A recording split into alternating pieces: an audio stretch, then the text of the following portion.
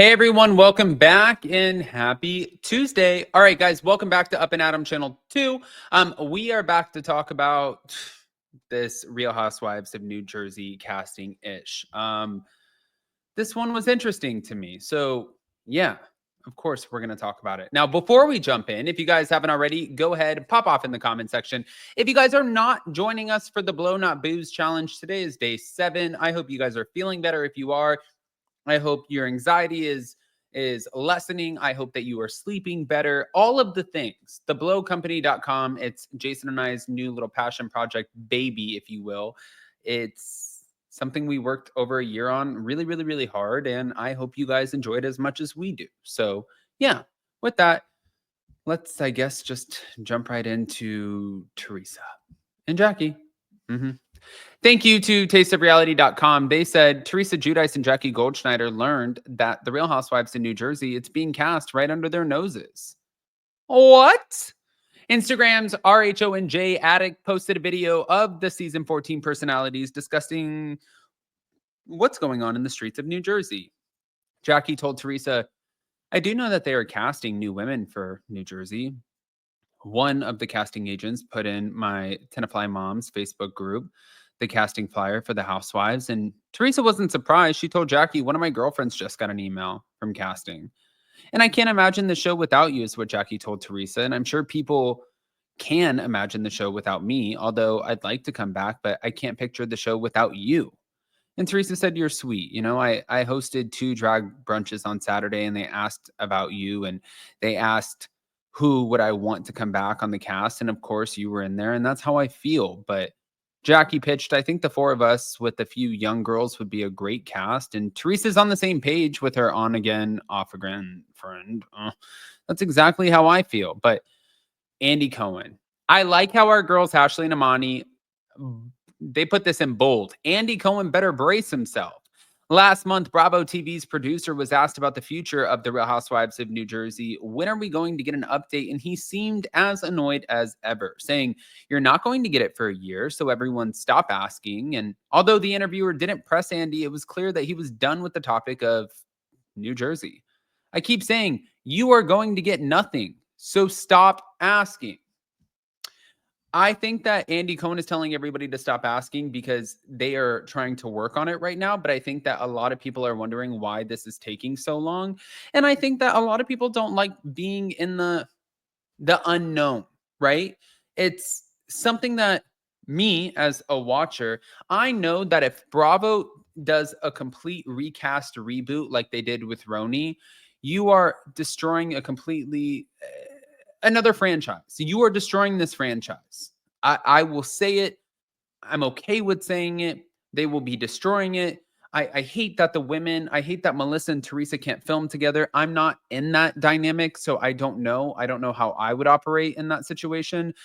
It sucks. I feel like you guys make a lot of money. I've worked with a ton of people who I don't like, vice versa, who don't like me, and I've been able to work and still make my money. For this situation, it just seems like we are not in that place anymore. And for Andy, it just seems like he is absolutely fed up. But this was the conversation. Here we go. One of the casting agents. Of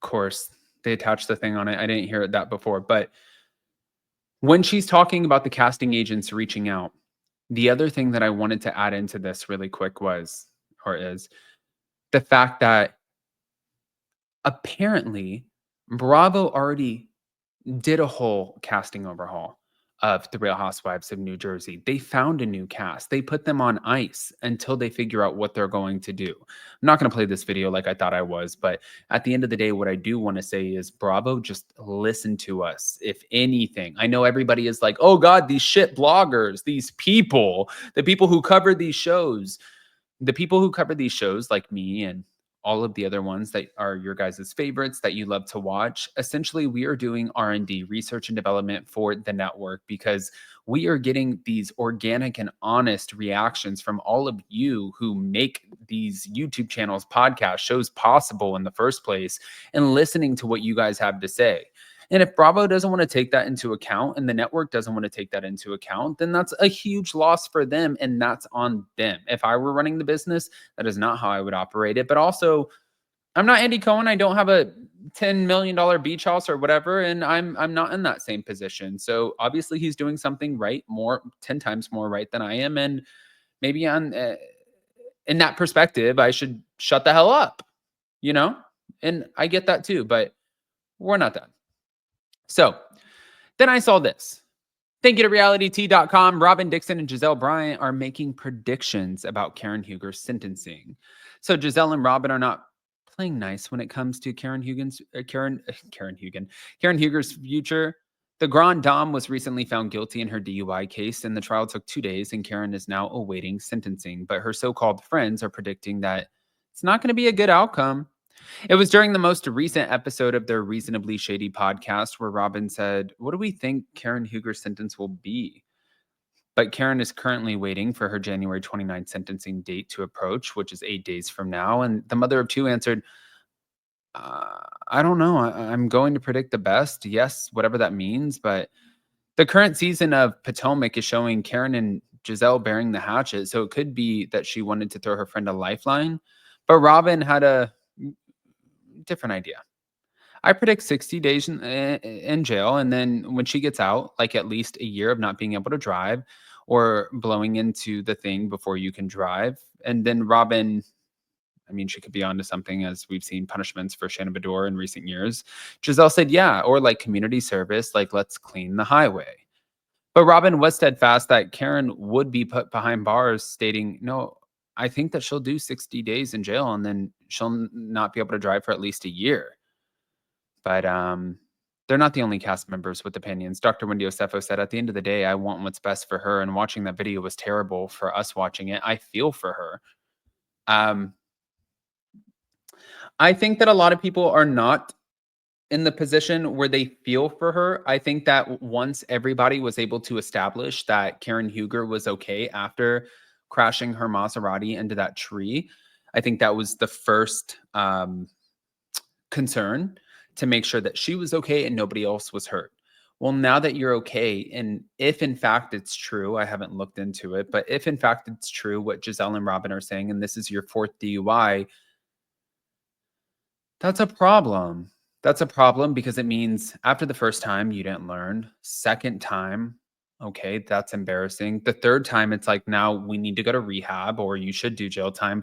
The fourth time, it's like you just don't care if you can get away with it.